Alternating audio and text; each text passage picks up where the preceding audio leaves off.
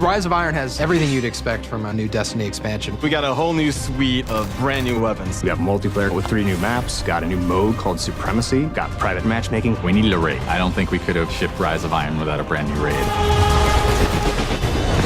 Tons of new armor, tons of new gear. There's a story campaign with characters and cinematics. New public events, new patrols, and new secrets to uncover.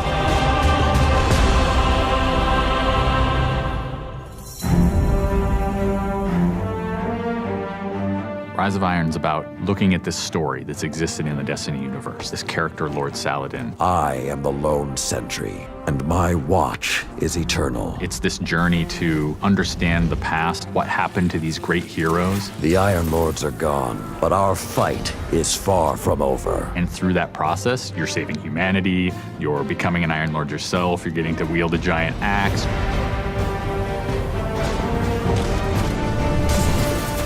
The idea of playing through a blizzard is something that we've never tried, and you're going to see that in Felwinter Peak. Felwinter Peak is very interesting because we've never had the player fighting through a social space before. When you walk in there for the first time and the fire's lit and it's just casting glow up onto these 8 heroes, you've been holding their weapons for 2 years. When we can take those elements of Destiny and put them all together into one coherent moment, I think is awesome. It is time to finish what I began so very long ago. Come, Guardian, help me give my friends the rest they deserve. This is the Guardian's journey with Saladin. He's sending you out into kind of a land that's been forgotten in the Cosmodrome. You're going into Earth, but it's changed, it's actually expanded. You'll see the Plague Lands, post-apocalyptic sky, there's lava welling up from the ground. We know the Devils have been digging into the Cosmodrome for years. They've been looking for something. Well, what they found is SIVA. It is a nanotechnology that can be used to shape things, but they're not trying to use it to build, they're trying to use it to destroy. They've started mutating their bodies, turning themselves into giant monsters, transforming the landscape, even of the Cosmodrome, into this horrible, burning fortress world. Hell's loose in old Russia.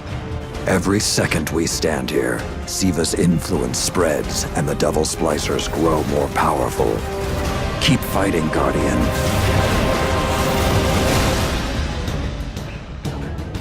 After the campaign finishes, you have patrols that really tell the story of this continued infestation in the land. And we have a new strike that shows just what the Fallen are doing with the SIVA.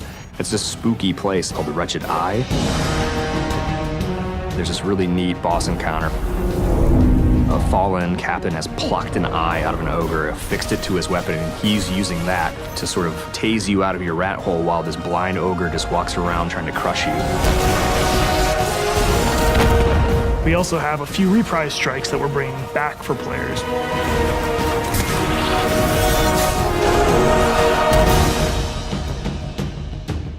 We very consciously set out to create a journey. This is arc of claustrophobia, space inside the wall. And then you get on top of it, and it's sort of this amazing breath of fresh air. You get this vista from the Cosmodrome, it's lit on fire, and there's this Death Zamboni who's just trying to crush your bones to dust. This giant machine with a ball arm, spikes on it.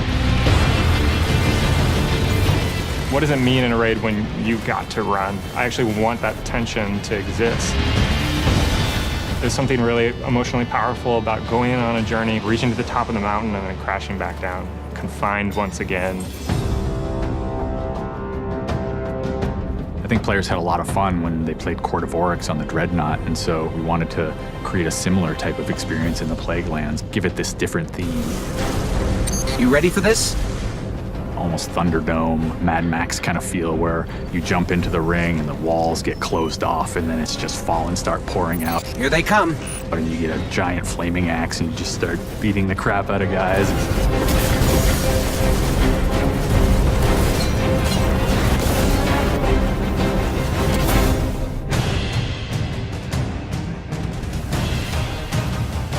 We thought, how can we increase the ways that you express the way you like to play?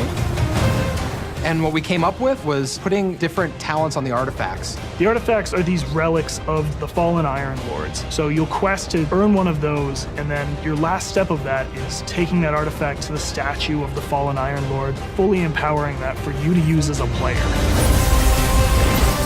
Whether it's negating all the dot damage in the Crucible, or whether it's infinite sprint, or turning Fallen onto your side. Which is really, really cool, by the way. The artifacts that Tyra offers change every week. So there will always be something new and exciting for players following the campaign.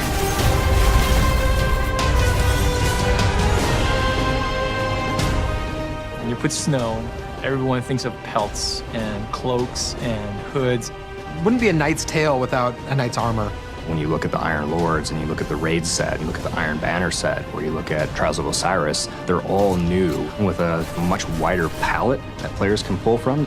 And when you throw ornaments on top of all that, we're going to see a lot more variety in gear. So the ornament system is this really cool thing that lets you take some of your favorite pieces of gear and then you customize this weapon the way you want it to be. You got your raid weapons, we got your Iron Banner, we got new exotics, old exotics. Do you like sidearms? We got all the sidearms this time around. Gjallarhorn, enough said. Coming to the Crucible in Rise of Iron is a new game type called Supremacy. Defeat your enemy, claim their crest. It's a fast-paced 6v6 game mode where every kill you get, Guardian drops a crest. Picking up the crest gives you points. Their glory goes to you, Guardian. It's a constant battle over picking up crests and making sure that you're with your team and not out of position. If you pick up an enemy crest, you deny the enemy those points. Excellent recovery. We have new maps. We always have new maps. There's Last Exit, lots of twists and turns, lots of really good close combat. Then there's Skyline, a Clovis Bray headquarters building on Mars. It's a symmetrical, large map. The last one is Floating Gardens, which is an open map. One thing we're really excited about in Rise of Iron is the introduction of private matches. Can't wait to see what people are going to do. They're going to go fire up whatever match they want, play with their friends, host tournaments, have fun arcadey games. They don't have to worry about our matchmaking stuff. They can do it all themselves.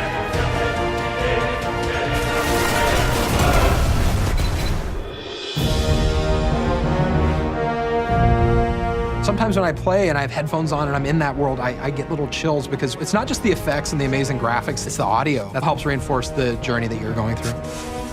We really want Destiny to feel like it's a natural world that you inhabit, like it's a world that could exist, that does exist. The score is incredibly strong, and the work that the audio team has done on this game, it lights you up. It becomes something bigger than just a mountain and just a fight. It becomes an experience, and you hopefully get lost in it. That sense of fun, that sense of adventure, that sense of the unknown, I want to see that translate to our fans and our players. When you see your character at the end of the campaign, I really, really hope that you feel triumphant and proud, like, wow, I'm becoming an Iron Lord.